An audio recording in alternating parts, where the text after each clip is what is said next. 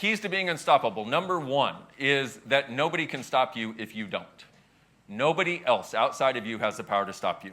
And I mean no one. I don't care whether your mom, your dad, your abusive ex, your abusive current, your abusive self, whatever it is, you are the only one. So let's do this. We're going to use something called a clearing statement. We're going to be using this to change things, okay? And I would so invite you to take this clearing statement and use it in your life, because you have the capacity to change pretty much everything, okay? How many of you have something in your life you would like to change? Okay? Now, isn't it interesting? I mean, it's like, yeah, of course, it's so interesting to me that of course we do, but the world tells us, well, you can only have this much. You can only change so much, and you can only have so much change, and you can have only so much possibility. But what if that's not true? What if that's one of the biggest lies we've ever bought? So, number two key to being unstoppable, you have the capacity to change anything if you're willing to have the courage and vulnerability to choose it. And number three, your choice is the key to changing everything you want to change. Now, that sounds so like, well, yeah, of course, my choice. But most of us don't realize we have choice. Do you realize that? Yes. Isn't that weird, though? It's fucking weird. Okay, but most of us don't realize we have choice. You want me to prove it to you? What is one area of your life you would like to be different? Just think of one. I'm not going to say the word money because nobody has that, but, any area. Money. Whatever, okay? Now, how long have you desired to change that area? A little while or a long fucking time? Long fucking time. For most of us, there's at least one or two or lots of areas of our lives we'd like to change. Okay, so why hasn't it changed yet? Because you don't know you have the choice to change it. This is the biggest lie any of us have ever bought, okay?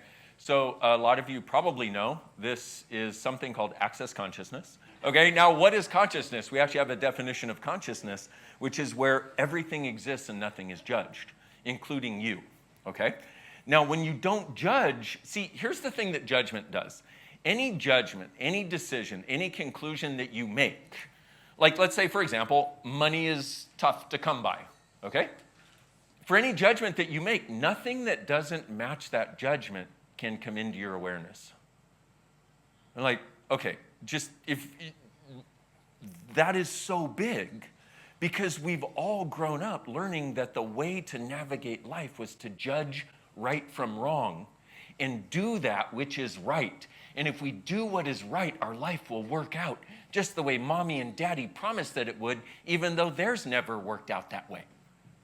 What the fuck? The thing that limits us is the judgments and the conclusions that we have about anything. So for any area you want to change, well, okay, so I need to add a couple things to the judgment and the conclusion idea. And that is this awareness that your point of view creates your reality.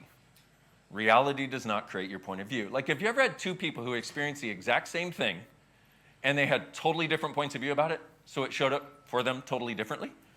Yeah, it's because your point of view creates your reality. So you are the one who's in charge of your point of view. Now, so listen to that, but then look and realize how many points of view that you have bought about the nature of reality from other people. So you're in charge of your point of view, but what we're taught to do is adopt the points of view mom has, adopt the points of view dad has, adopt the points of view our friends have, adopt the points of view our enemies have, adopt, so that we know what to deal with and so that we can be part of a reality that seems to be so inclusive that we can be part of it, so we adopt the points of view that people do. So for example, if you live in Australia, you adopt certain points of view. If you lived in Israel, would a lot of those points of view be different? Yeah, right? Way different. If you lived in the United States, would they be different? Yeah. If you lived in Turkey, if you lived in Italy, different. And so what happens is you grow up in Australia and you're like, oh, this is reality. Well, yeah, it is for Australians. But you go to another country and you're like, oh, hello, Iraq, different reality. You know what I'm saying? But for them, that's reality. Whoa, hold on a minute then. What the fuck? Well, what it is we adopt these points of view, and then we share these points of view with each other, and then we go, oh, that's the way the world is. Yeah, except it's the way we buy that the world is, not the way we have to have our world.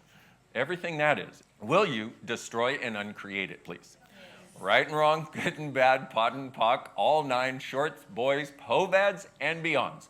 Now, if you want to use that and you just want to use the short form because you're not OCD like me, just go pock and pot all that shit, okay?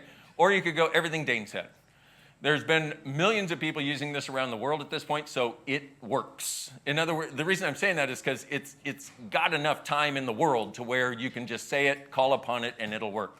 Pock and pot, okay? If you'll allow yourself to pock and pod these things, you can change so much, so fast.